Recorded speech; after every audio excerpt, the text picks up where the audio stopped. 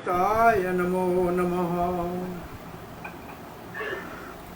ओम नमो भगवते वासुदेवाय। ओम नमो भगवते वासुदेवाय। ओम नमो भगवते वासुदेवाय। ओम नमो भगवते वासुदेवाय। ओम नमो भगवते वासुदेवाय। ओम नमो भगवते वासुदेवाय।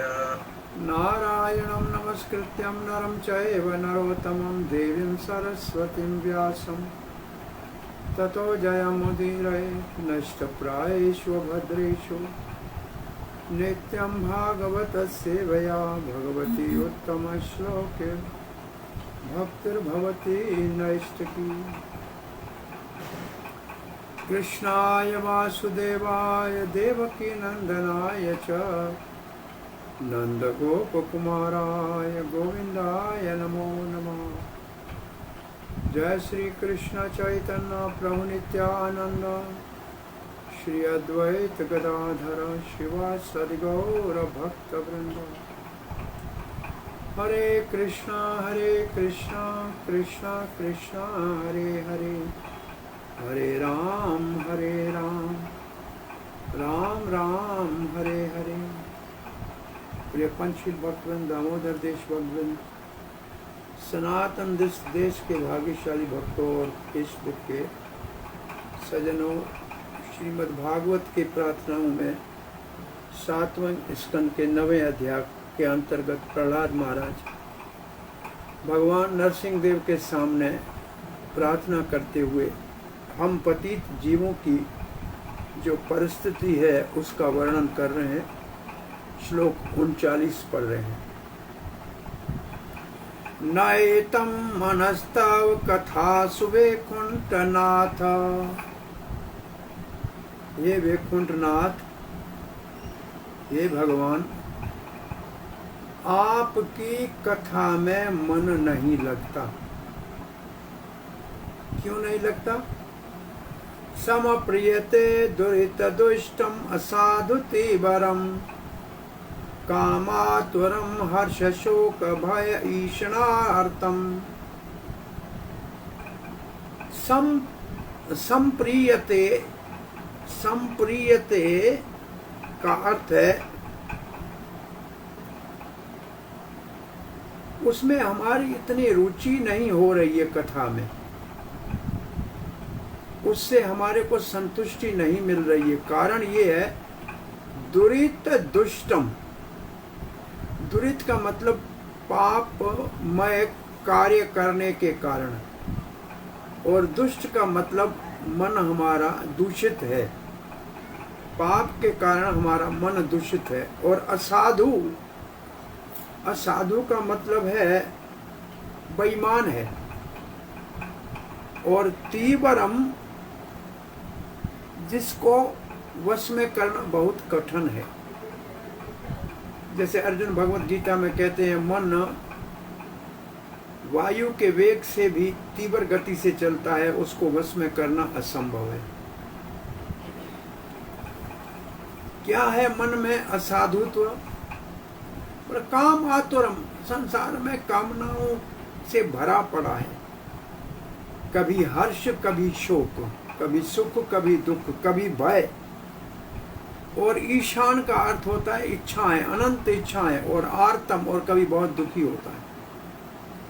तस्मिन् कथम तो गतिम विमर्शामि दीन। हम तो हैं दीनहीन। प्रहलाद जी कहते हैं, हम किस प्रकार आपकी कथा में गति प्राप्त कर सकते हैं। गति का मतलब आपके दिव्य गुणों का कैसे श्रवण कर सकते हैं। हे वैकुंठनाथ भगवान, वैकुंठ की परिभाषा प्रभुपाद जी लिखते हैं जहाँ कोई चिंता नहीं, परंतु मेरा मन तो पाप और काम के वासनाओं के कारण कभी तथाकथित शोक और हर्ष में निमग्न रहता है और हमेशा आर्त और संतप्त रहता है। मेरे मन में भय है और भ्रमित है मेरा मन, और अधिक से अधिक भोग चाहता है, धन चाहता है, अर्थ चाहता है, और इसी के कारण ये दूषित है। आपकी कथा से कभी संतुष्ट नहीं होता, न उसमें रुचि रखता है। इसलिए मैं दीन अति पतित हूँ। ऐसी स्थिति में मैं कैसे आपके गुण रूप लीला आदि का श्रवण कीर्तन कर सकता हूँ। हे वैकुंठनाथ, दूषित मन, पाप से दूषित मन, ये दुर्त मन, ये बस में न आने वाला मन, चंचल मन आपकी कथा से कभी संतुष्ट नहीं होता है, तृप्त नहीं होता। तृप्त क्या, रुचि नहीं लेता है। काम से सदा ही पीड़ित रहता है और हर्ष और शोक और धन की इच्छाओं से सदा ही दुखी रहता है। ऐसा मन आपके परम सत्य को समझने के लिए कैसे लग सकता है। अब भगवान आप तो बार बार अवतार लेते हैं, अपनी अमृतमयी वर्षा करते हैं, अपने गुण रूप लीलाओं का यहाँ प्रदर्शन करते हैं, परंतु दुर्भाग्य है कि हमारा मन उसमें रुचि नहीं रखता, सुख नहीं लेता, आनंद नहीं लेता। हम तो भौतिक भोग के कुएं में गिरे पड़े हैं, क्या करें। ये 3 श्लोकों में प्रहलाद महाराज वर्णन करेंगे। हमारा मन आपके गुण रूप लीला में रुचि नहीं रखता। क्यों नहीं रुचि रखता? बोला, मन पाप से दूषित है। जैसे जबान के ऊपर पीलिया होता है तो मीठे का पता नहीं लगता है, ऐसे हमारे दूषित मन को आपकी मधुर कथाओं में रस नहीं आता है, और इसको बस में करना तो बहुत कठिन है, तीव्रम। हम आपके गुण विषय सत्य को कैसे जानेंगे, गति को कैसे जानेंगे। मन तो सदा अधिक इच्छा धन की करता है। अब चक्रवर्ती पाद कहते हैं, प्रहलाद महाराज का मन तो वास्तव में भगवान में ही लगा रहता है। वो ऐसा नहीं है, परंतु निम्रता से जब अति प्रेम आ जाता है तो ये प्रेम में दैन्य बोधि का, प्रार्थना का एक भाव है। अपने आप को दीनहीन समझते हैं। आगे इसी अध्याय के 43वें श्लोक में प्रहलाद महाराज कहेंगे, त्वदवीर्य गायन महामृत मना मगन चित्त। आपके शक्तिशाली चरित्रों के श्रवण करने से, गान करने से मेरा चित्त सदा मगन रहता है और मुक्ति की भी कोई परवाह नहीं। तो प्रभुपाद लिखते हैं, प्रहलाद महाराज सामान्य संसारी व्यक्तियों का प्रतिनिधित्व कर रहे हैं। वो तो वास्तव में भौतिक जगत में है ही नहीं, क्योंकि प्रहलाद महाराज तो वैकुंठ के वातावरण में रहने वाले हैं। परंतु हम पतित जीवों के प्रतिनिधित्व करते हुए मन कैसे भौतिक जगत में दूषित होता है कि भगवान के दिव्य चरित्र में रुचि नहीं रखता है, उसका वर्णन कर रहे हैं।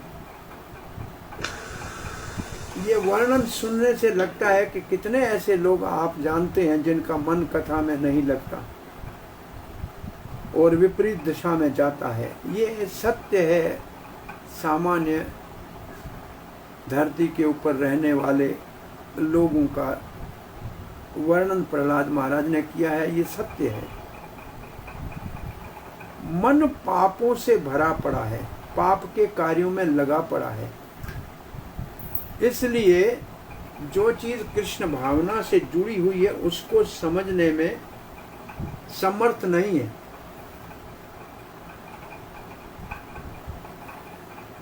अब प्रभुपाद जी कहते हैं, जो भगवत कथा कृष्ण भावना को नहीं समझ सकता है तो समझ लेना चाहिए पाप उसको समझने नहीं देता। पाप बुद्धि, पाप से दूषित मन उसको कृष्ण कथा में रुचि नहीं लेने देता। तो ये सीधा सा एक कसौटी है। अगर किसी का मन भगवत नाम कीर्तन में नहीं लगता, हरि कथा में नहीं लगता, हरि भक्तों के संग में नहीं लगता, इसका अर्थ है कि उसका पाप उसको ऐसा अद्भुत सौभाग्य मानव जन्म के पुण्य को प्राप्त करने का, भगवत भक्ति प्राप्त करने का नहीं दे रहा है, क्योंकि पाप उसको रोक रहे हैं। पुनः प्रभुपाद जी इस प्रसंग में सर्वधर्मान श्लोक को उद्धृत करते हैं कि भगवान तो कहते हैं सारे तथा कथित लौकिक धर्मों का त्याग करके, सामाजिक व्यवहारों को नमस्कार करके एकमात्र मेरा शरण लोगे तो पापों से मैं आपको मुक्त कर दूंगा। इससे एक बात ये सिद्ध होती है कि कोई व्यक्ति अपने आप पापों से मुक्त नहीं हो सकता। उसके लिए भगवान की कृपा करुणा चाहिए। भगवान कहते हैं आप शोक मत करो, डरो मत, बस शरण ले लो। जैसे कोई भगवान का शरण लेता है, भगवान श्री कृष्ण तत्काल उसको पाप कर्मों से मुक्त कर देते हैं। इसलिए जो भगवान के चरणों का शरण नहीं लेता है वो मूर्ख पाप के कारण भगवत संबंधी कथा कीर्तन में रुचि नहीं रख सकता और वास्तव ज्ञान से वंचित होने के कारण वो दुष्कृत हो जाता है, उसके कार्य दुष्ट हो जाते हैं, जिसको भगवत गीता के 7:15 में नमाम दुष्कृतिनो मूढ़ा प्रपद्यन्ते नराधमाः माया प्रज्ञानासुरीं भावमाश्रिता। ऐसे दुष्कृत दुष्ट कार्य करने वाले बड़े बुद्धिमान चतुर जानकार होते हैं परंतु दुष्ट होते हैं। वो या तो मूर्ख होते हैं, गधा मजूरी करते हैं, या तो वैदिक जो संस्कार है उनसे विहीन नराधम होते हैं, या तो बड़े बड़े दार्शनिक पढ़े लिखे पंडित और गीता के प्रवक्ता होते हैं परंतु कृष्ण से द्वेष करने के कारण माया उनके ज्ञान को हर लेती है। और चौथी श्रेणी में असुरी प्रवृत्ति के हैं जो भगवान के रूप का, गुणों का खंडन मंडन करके भगवान का नाम निशान मिटाना चाहते हैं, नास्तिक भाव से होते हैं। प्रभुपाद जी कहते हैं ऐसे दुष्टों को पवित्र करने के लिए कली काल में भगवान श्री चैतन्य महाप्रभु ने महामंत्र का सरल साधन दिया है, जिससे चेतो दर्पण मार्जन हो जाएगा, चित्त रूपी दर्पण का मार्जन हो जाएगा और हरे कृष्ण महामंत्र एकमात्र साधन है जो हमारे दूषित मन को धो के पवित्र करके शुद्ध कर सकता है। जैसे ही मन पाप की प्रवृत्ति से मुक्त हुआ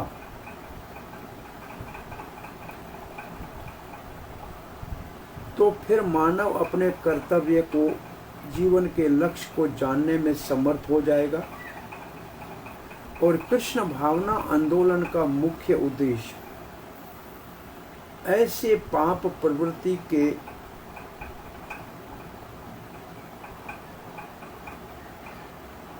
मानव को पवित्र करने की विधि सिखाना है हरे कृष्ण महामंत्र के द्वारा। जैसे एक प्रसिद्ध श्लोक चैतन्य महाप्रभु सदा कहते थे, हरे हरे हर नाम, हरे हर नाम, हरे हर नाम एव केवलम कलौ नास्तेव नास्तेव नास्तेव गतिर अनंता। अन्यथा कोई रास्ता नहीं, कोई रास्ता नहीं, कोई रास्ता नहीं। कली काल में केवल एकमात्र पवित्र हृदय को करने के लिए हरि नाम है। न कर्म काम आएगा, न ज्ञान काम आएगा, न योग काम आएगा, एकमात्र हरि नाम ही काम आएगा। हरे कृष्ण महामंत्र जपना एकमात्र साधन है। प्रहलाद महाराज पहले आगे स्वयं अपने लिए लिखा तो है, 43वें श्लोक में कहेंगे, त्वदवीर्य गायन महामृतम मग्न चित्तः, जिसका मन कृष्ण के विचार में सदा निमग्न रहता है।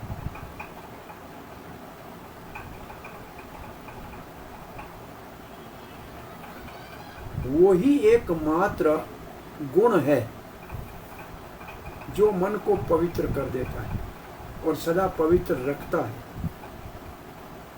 भगवान और भगवान की लीलाओं को समझना, उसके लिए मन का पवित्र होना, भौतिक सारे बंधन से मुक्त होना अति आवश्यक है।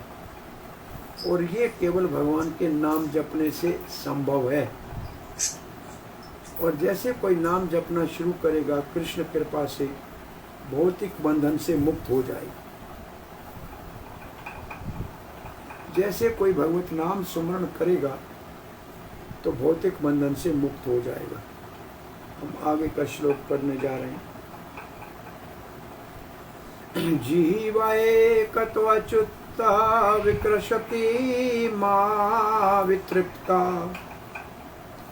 शिष्णो अन्यतस्त्वक उदरं श्रवणं कुतश्चित्, ग्रहाणो अन्यतश्चपलदृक् क्वच कर्म शक्ति, बहवयः सपत्न्य इव गेहपतिं लुनन्ति। यहाँ इंद्रियों, एक इंद्री नहीं, मन तो छोड़ो, ये जीभा कुछ माल खाने के लिए भटकाती है। हे अच्युत, ये तो इतनी भगवाती है, कभी तृप्त नहीं होती है। और शिष्ण तो कहते हैं जन इंद्री को, जो काम भोग से सदा ही पीड़ित करती रहती है। और त्वक कहते हैं चमड़ी को, जो मुलायम चीज़ों को छूने के लिए आतुर रहती है। और श्रवण के लिए कान गाना सुनना चाहते हैं। और सूंघने वाली संसारी सुगंध को सूंघना चाहते हैं।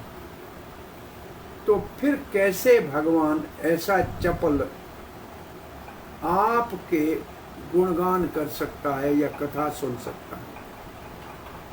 क्वच कर्म शक्ति बहवया, जहाँ उसकी सारी इंद्रियां बहुत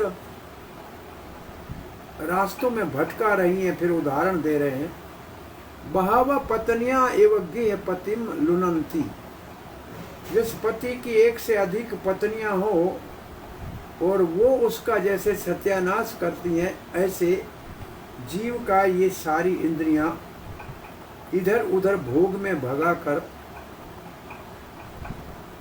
और भगवत तत्व जानने से विहीन करके पतन के रास्ते में ले जाती हैं। ये मेरे नाथ, ये अच्युत, मेरी तो स्थिति बहु पत्नी वाले पुरुष जैसी है। हर एक स्त्री अपनी इच्छा पूरी करनी चाहती है। जीभा कहती है कि मुझे चखने के लिए स्वादिष्ट पदार्थ चाहिए। जनइंद्री काम भोग करना चाहती है। त्वचा बहुत मुलायम नरम चीज़ों को छूना चाहती है। पेट अधिक से अधिक खाना चाहता है, भले भरा हो। कान कुछ बाहर के, प्रभुपाद तो लिखते हैं कि सिनेमा के गीत सुनना चाहता है। और सूंघने की इंद्री, ये आज आधुनिक जो सूंघने के पदार्थ है उनको देखना चाहती है, सूंघना चाहती है। और आंखें तो इतनी चंचल हैं कि इंद्रिय तृप्ति के लिए तो काम का दरवाजा है आंख। और जितने ही कर्म इंद्रियां हैं वो सारे की सारे इधर उधर भटका रहे हैं। ये बहुत दुखदाई मेरी स्थिति है।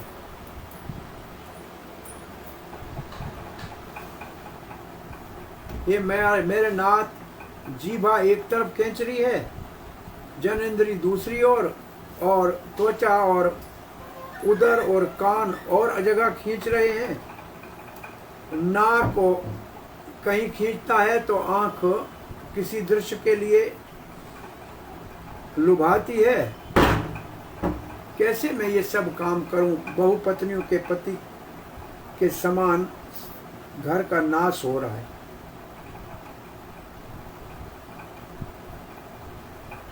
मन भले कितना भी दुष्ट हो, परंतु भगवत नाम जपने से सफलता मिल सकती है। परंतु ये जीभा चखने और बोलने में कभी संतुष्ट होती नहीं है, सदा और चाहिए और चाहिए। ये अच्युत भौतिक बातें करने में चुप नहीं रहती है, कथा का नाम जपने के लिए खुलती भी नहीं है, बोलने के लिए तैयारी नहीं, झूठ बोलने के लिए और स्वाद चखने के लिए सदा लालायत रहती है। ऐसे ही सारी इंद्रियों का हाल है। अधिक धन कमाने का बस यही है। और ये सारा समय हमारा जाता है। भगवान कब आपके नाम को जपेंगे?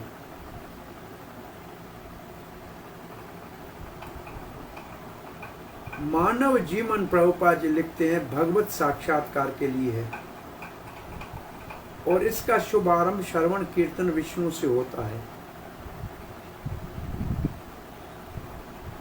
तो हमारी जो इंद्रियां बाहर भटक रही हैं वो भौतिकता से हटाकर भगवान की सेवा में लगानी है। इसलिए भक्ति के साधन इंद्रियों को पवित्र करने के लिए है। भौतिक बद्ध जीवन में इंद्रियां भौतिक भोग से बहुत आकर्षित होती हैं। जब तक उनको अच्छी तरह से शिक्षा नहीं दी जाएगी कि इंद्रियां पवित्र कैसे होती हैं, तब तक वो भक्त नहीं बन सकता। इसका मतलब साधन भक्ति इंद्रियों को पवित्र करने के लिए। हमारा कृष्ण भावना अमृत संग, प्रभुपाद जी कहते हैं, इसलिए सभी को ये सलाह देती है, परामर्श करती है, आरंभ से ही जीभा की इंद्रिय तृप्ति जो बहुत बड़ी भयानक है, जिसको भक्ति विनोद ठाकुर कहते हैं, बहुत लोभी है जीवा। शरीरा विद्या जाल जड़ इंद्रिय तो एकाल जीवे फले विषय सागरे। ये बड़ी लोभी है और कभी वश में आने वाली है नहीं। इस जीभा ने कई टन खाए हैं, टनों भर माल और लाखों स्वादिष्ट चीजें खाई है, पर 5 मिनट के बाद चुपड़ी नहीं होती है, उसके ऊपर कोई निशान नहीं रहता। ये कभी संतुष्ट होने वाली है ही नहीं।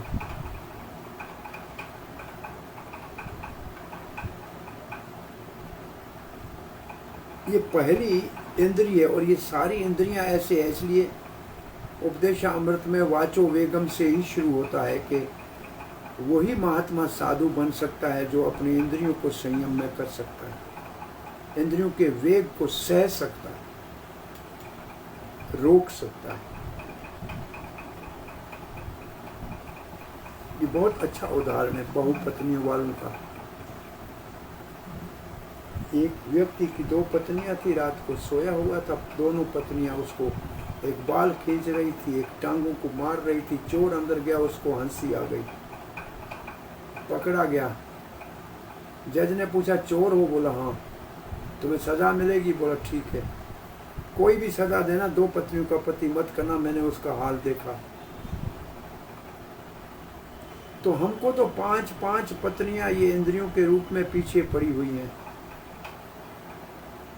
और ये किसी को शांति से 1 घंटा बैठ के भगवत नाम लेने नहीं देती। एक बहुत पुरानी कथा थी कि एक राजा की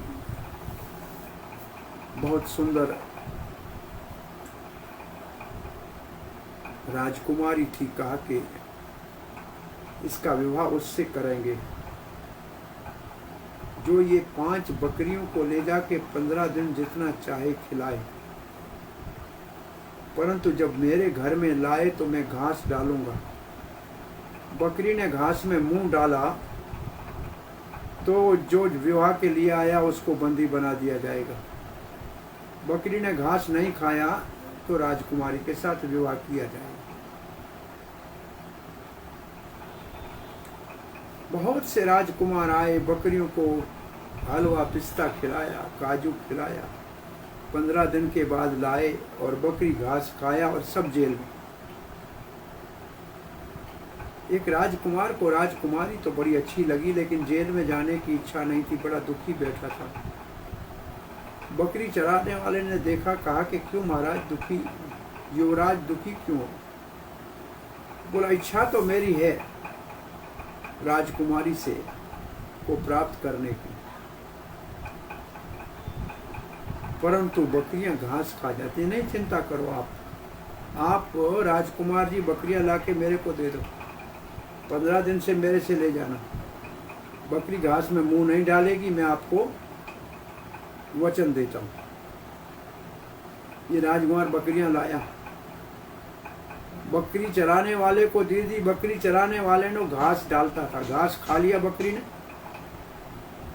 फिर थोड़ी देर के बाद घास डालता था, दोबारा बकरी आती थी तो उसको लाठी मारता था। फिर घास डालता था, फिर आती थी, फिर लाठी मारता था।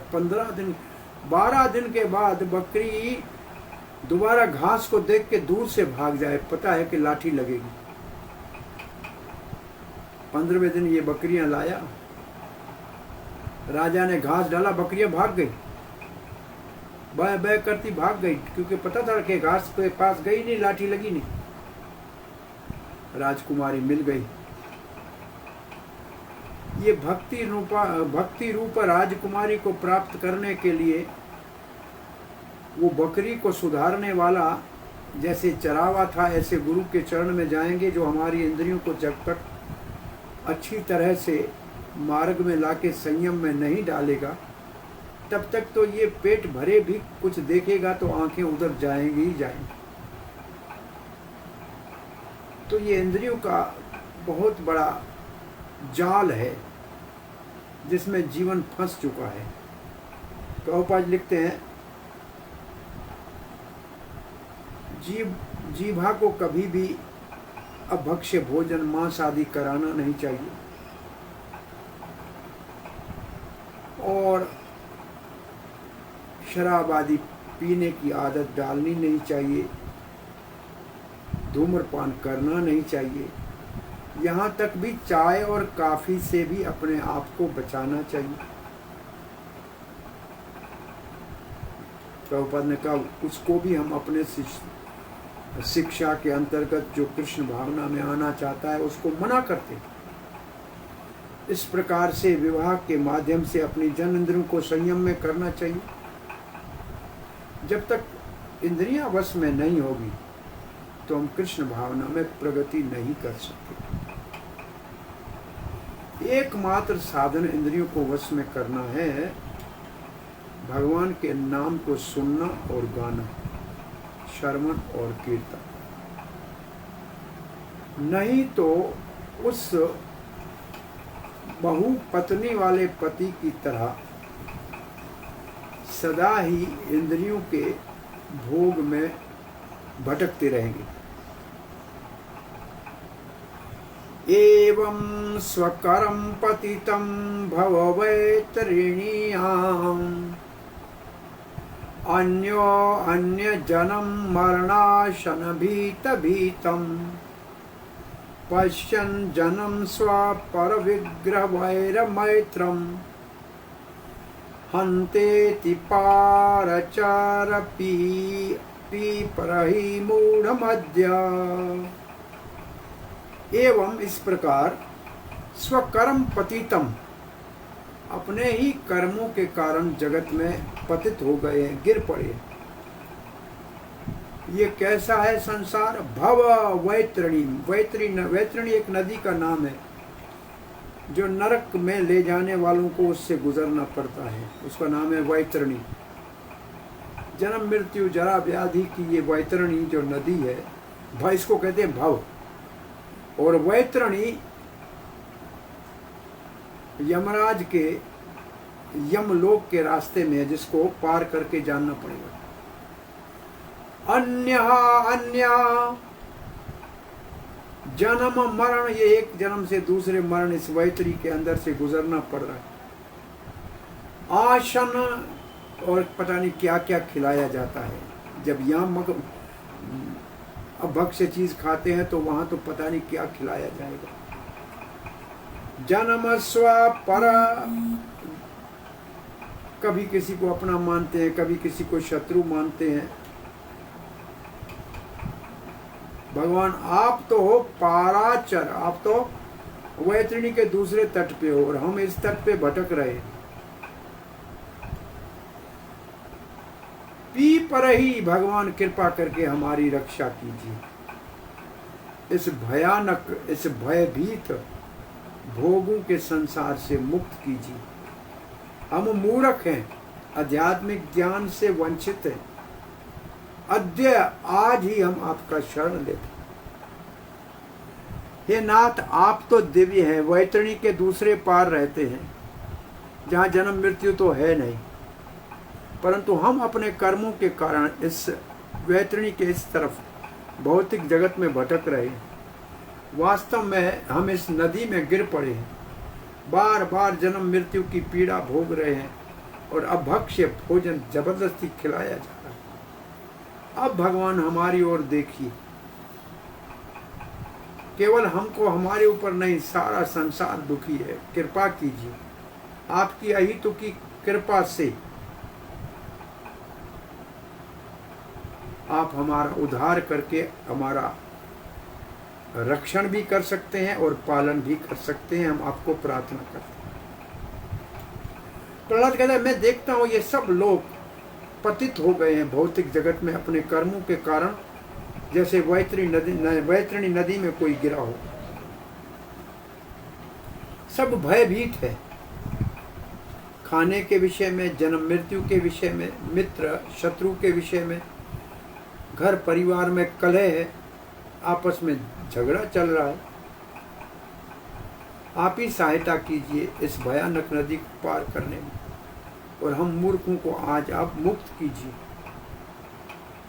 अकेला मैं नहीं, प्रहलाद महाराज कहते, ये सारे संसार के लोग संतप्त है, पूर्ण रूप से पीड़ित है। उन सब की मुक्ति के लिए, उन सब को बंधन से मुक्त करने के लिए प्रहलाद महाराज प्रार्थना कर रहे हैं। ये सब संसार में गिरे हैं, नरक के रास्ते में जा रहे हैं, वैतरणी में डूबने वाले हैं। ये लड़ रहे हैं अपने परिवार में, मित्रों में, बंधुओं में, इनका झगड़ा चल रहा है। भगवान वैतरणी को पार करने के लिए सहारा बनी। ये आपका स्वभाव है भगवान, आप कृपा कीजिए। श्रील प्रभुपाद जी, प्रहलाद महाराज शुद्ध वैष्णव है, अपने लिए नहीं, सारे संसार के प्राणियों के उद्धार के लिए प्रार्थना कर रहे हैं। प्रभुपाद कहते हैं, दो प्रकार के वैष्णव होते हैं, एक भजन आनंदी होते हैं, एक गोष्ठी आनंदी होते हैं। भजन आनंदी केवल भजन करके अपना उद्धार करना चाहते हैं, परंतु गोष्ठी आनंदी वो दूसरों तक कृष्ण भावना को पहुंचाना चाहते हैं और उन सबको बचाना चाहते हैं। मूर्ख लोग जो जन्म मृत्यु को देख नहीं पा रहे, संसार में दुख को समझ नहीं पा रहे, वो निश्चित रूप से दूसरे जन्म में बहुत भटकेंगे।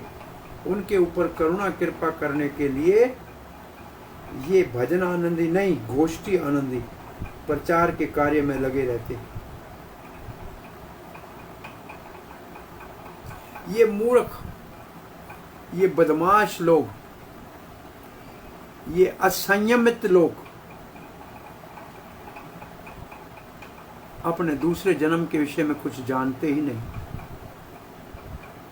कोई उसका न जानकारी है न उसकी कोई दायित्व लेता। मालूम नहीं है 84 लाख जूनियां हैं और किस में भटकना पड़ेगा। ये तो भगवत गीता के दुष्कीर्तन और मूढ़ा हैं, अभक्त हैं। ये पाप कर्म में लगे हुए हैं मूर्ख।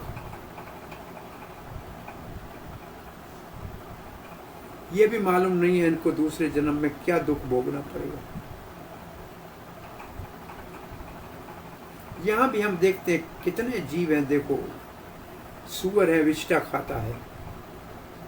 वो मगरमच्छ है, कैसा मांस खाता है। वो तो इससे अपने आप को छुड़ा नहीं सकते, क्योंकि वो तो इस जन्म में आ गए हैं। ऐसे जन्म में जाना पड़े और ऐसा करना पड़े। आज बना है मानव और कल बने कोई सूकर कुकर और मगरमच्छ। क्या भक्षण करना पड़ेगा, कितना संकट सहना पड़ेगा। ये लोग इस बात का अनुभव नहीं कर सकते, क्योंकि वो अभी ऐसे भोग में, ऐसे भक्षण में, ऐसे अभक्ष्य चीजों को खाने में लगे हैं कि वो सोच नहीं सकते।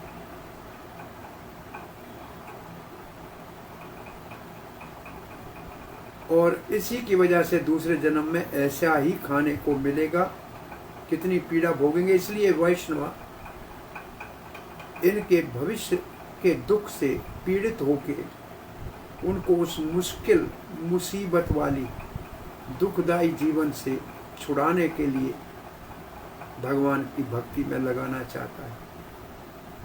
भगवान दयालु है, इसलिए वो सदा ही अधर्म बढ़ जाता है तो अवतार लेते हैं यदा यदा ही धर्मस्य। भगवान सदा ही पतितों के उद्धार के लिए तैयार है, परंतु ये मूर्ख, ये मूढ़, ये असुरी प्रवृत्ति के, ये नराधम, ये कृष्ण भावना में रुचि नहीं रखते। भगवान श्री चैतन्य महाप्रभु ने भक्त के अवतार के रूप में सबको कहा, कृष्ण भावना के लिए यारे देखो तारे कहो कृष्ण उपदेश। जो मिले जहां मिले उसको कृष्ण का उपदेश, का मतलब भगवत गीता की शिक्षा का प्रचार करो। आमार आज्ञा गुरु है तारा ये देश। चैतन्य महाप्रभु कहते हैं हमारी आज्ञा से गुरु बनो, इस देश का उद्धार करो। सारे विश्व में ये प्रचार करो भगवत गीता का। और ये कृष्ण भावना अमृत संघ के भक्त कर रहे हैं ये कार्य। को नवत्राते अखिल गुरु भगवन प्रयासा उतारणे अस्य भव संभव लोपहेतवो मूढ़ेषु वै महद अनुग्रहार्थ बंधो किमतेन्ते प्रियजना अनुसेविताम न। बहुत अच्छी बात कह रहे हैं। न कोत्र अखिल गुरु भगवान प्रयास। हे जगत के, अखिल जगत के गुरु, हे जगत गुरु भगवान, क्या है जो आप नहीं कर सकते भगवान?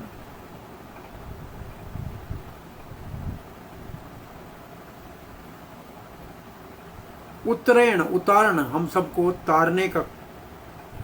अस्य भव संबंध लोप हेतः, इस संसार सागर में हम पड़े हैं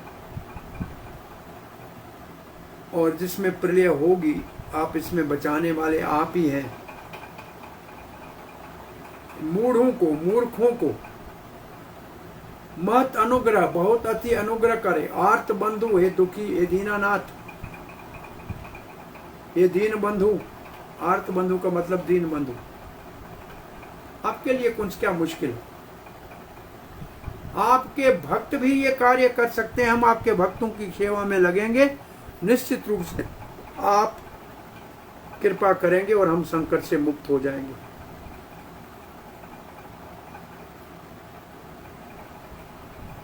हे मेरे नाथ, हे परम पुरुष भगवान, आप ही हैं आदि गुरु और जगत गुरु। आपके लिए कुछ असंभव नहीं। आप जगत का संचालन चलाते हैं, तो फिर पतितों के उद्धार करने में और उनको भक्ति में लगाने में आपको कहाँ कोई कठिनाई हो सकती है।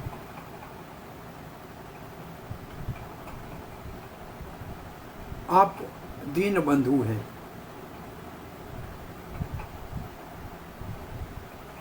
और महान व्यक्ति को मूर्खों के ऊपर कृपा करनी चाहिए। आप तो महापुरुष हैं, परम पुरुष भगवान हैं, जगत में मूर्ख हैं, उनके ऊपर कृपा करनी चाहिए। इसलिए मैं समझता हूं कि आप निश्चित रूप से अहितु की कृपा करेंगे हमारे ऊपर और हमको अपनी भक्ति में और अपने भक्तों की सेवा में लगाएंगे।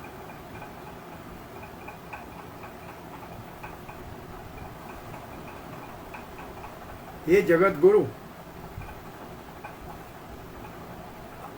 संसार के पतितों का उद्धार करने में आपको कौन सा कष्ट लगेगा? ये सृष्टि करते हो तो सृष्टि का उद्धार भी कर सकते हो। इस सृष्टि करते हो, पालन करते हो, संहार करते हो तो उद्धार भी कर सकते हो।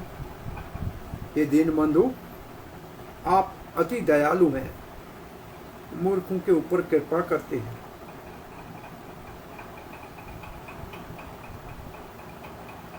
आपको क्या, फिर कहते हैं आपको क्या जरूरत है हमारा उद्धार करने की?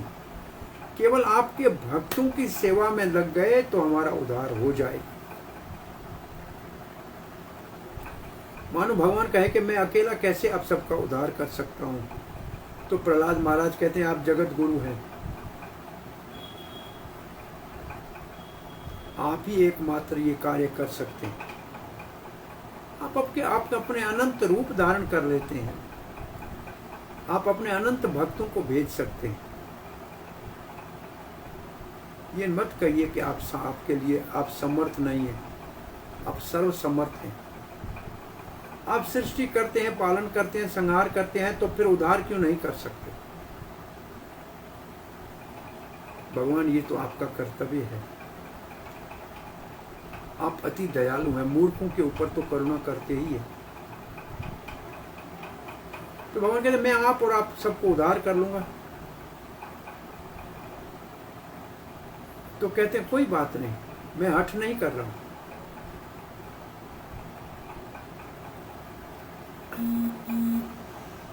मैं तो आपके भक्तों का शरण ले लूंगा, उनकी सेवा कर लूंगा और उनके ऊपर हमेशा आप प्रेम करते हैं उनसे और उन भक्तों की सेवा से आप प्रसन्न होंगे तो निश्चित रूप से अपने आप हमारा उद्धार कर देंगे। प्रभुपाद लिखते प्रिय जनान अनुसेविताम न,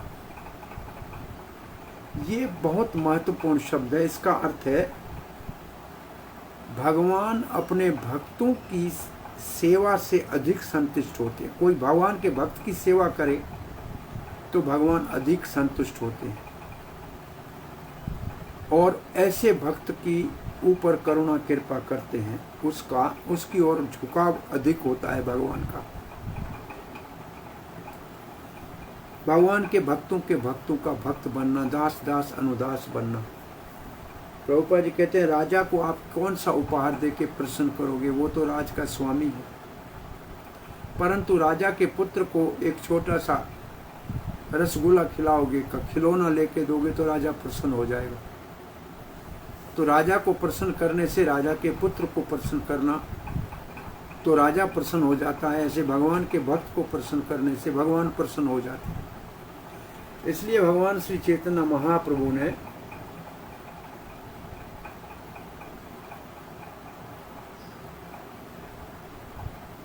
कोई सीधा भगवान का भक्त बनने, उससे भगवान के भक्तों का भक्त बने तो अधिक लाभ है। इसलिए भगवान श्री चैतन्य महाप्रभु ने गोपी भरत पद कमल और दास दास अनुदास का शिक्षा दिया है। शुद्ध भक्त मिल जाए, उसकी सेवा में लग जाए तो फिर उसकी सेवा से वो हमको आपकी भक्ति में लगाएगा। जितना अधिक भक्तों के संग में रहेंगे उतना भक्ति में आगे बढ़ेंगे। ये भगवत गीता में भी कहा गया है, एवं परंपरा प्राप्त राज ऋषियों विदु। भगवान ने परंपरा के माध्यम से भक्तों की सेवा से हमारी सेवा हम भक्त की सेवा करेंगे। भक्त वह हमारी उनको अर्पण की हुई सेवा अपने गुरु को करेगा, वो अपने गुरु को करेगा, वो अपने गुरु को करेगा। ऐसे ये सेवा राधा रानी तक पहुंचेगी और फिर कृष्ण तक पहुंचेगी, और भगवान की कृपा राधा रानी के माध्यम से गुरु परंपरा से हमारे तक पहुंचेगी। तो ऐसे भक्तों का संग और सेवा करनी चाहिए जिनके द्वारा हमारी सेवा भगवान तक पहुंचे और भगवान की कृपा हमारे तक पहुंचे। इसको कहते हैं गुरु पारदर्शी होता है। पारदर्शी का मतलब है हमारी सेवा को भगवान तक पहुंचाता है और भगवान की कृपा को हम तक पहुंचाता है, और यही परंपरा की परिभाषा है।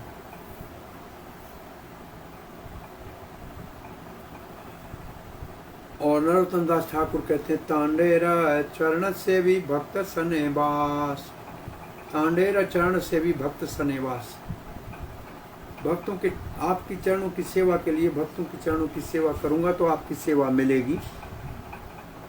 जन्मे जन्मे है यही अभिलाष, और हर जन्म में यही मेरी अभिलाष रहेगी। भक्ति विनोद ठाकुर ने पढ़ा, तुम्हें ठाकुर तुम्हारा कुकर बलिया जाना मोरे। आप हो ठाकुर मतलब पूजने, और मैं हूँ कुकुर मतलब कुत्ता, परंतु वफादार कुत्ता, लायल डाग। सेवक हूँ आपका, आप स्वामी हैं, मैं सेवक हूँ। बलिया जाना मोर, ऐसे मुझे जानो। शुद्ध भक्त का सेवक बनना चाहिए, वो हमको कृष्ण आसानी से दे देगा। कृष्ण से तुम्हारा कृष्ण दीते पार, ये तो गुरु को प्रार्थना है। कृष्ण आपके हाथ में, आप कृष्ण हमको दे सकते हैं। कृष्ण शुद्ध भक्तों का वित्त है, धन है, वो जब चाहे जिसको चाहे दे सकते। प्रहलाद ऐसे शुद्ध भक्तों की सेवा में लगना चाहता है, इसलिए भगवान श्री कृष्ण को प्रार्थना कर रहे हैं, हे मानाथ, मुझे आपके भक्तों का शरण दीजिए, उनकी सेवा दीजिए, तभी आप प्रसन्न हो जाएंगे। मद भक्त पूजा अभ्याधिका, मेरे भक्तों की सेवा में लगोगे,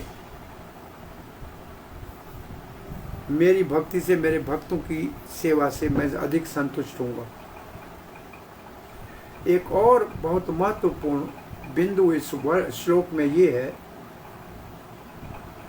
कि प्रहलाद महाराज अपना लाभ नहीं चाहते, वो सब पतितों के उद्धार के लिए प्रार्थना कर रहे हैं,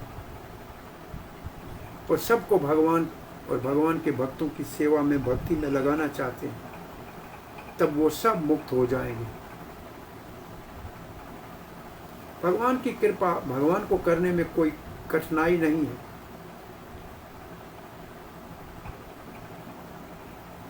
परंतु प्रहलाद महाराज पूरे विश्व का उद्धार करना चाहते हैं, कृष्ण भावना का प्रचार करना चाहते हैं। यहाँ हम आज की कथा को विराम देते हैं। हरे कृष्ण।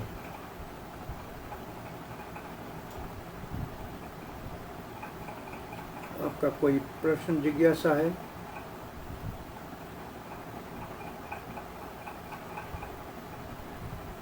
हरे कृष्णा। हरे कृष्णा प्रभु जी। यस, हरे कृष्णा। दंडवत प्रणाम। हाँ प्रभु जी बोलिए। ये आज ये निर्जला एकादशी के विषय में जो आज अन्न पानी का कोई वो नहीं है, लेकिन इसमें पानी पीने का क्या नियम क्या है? ये पारण के टाइम पे ही होगा? वैसे अगर निर्जला का संकल्प किया है तो सुबह 5-6 बजे पारण के समय होगा। अगर निर्जला का संकल्प किया है तो, और कोई संकल्प किया है कि हम आज 12 बजे पिएंगे कि 6 बजे पिएंगे, ये संकल्प के ऊपर है। परंतु निर्जला वो पांडव एकादशी भीम के लिए विशेष थी कि वो एकादशी कर नहीं पाता था, तो भगवान ने कहा एक ही निर्जल कर लो, सबका फल मिल जाएगा। तो प्राय जिनसे में सामर्थ्य है, जो थोड़ा से स्वस्थ ठीक है, वो प्रयास करते हैं कि पता नहीं सब हो पाए, कभी नहीं हो पाए तो ये कर ले निर्जल। परंतु सेवा कहीं है और कामरत है और नहीं हो सकती है तो भी कोई आपत्ति नहीं है, हो जाए तो अच्छा है। जी प्रभु जी। हरे कृष्ण। धन्यवाद। हरे कृष्ण।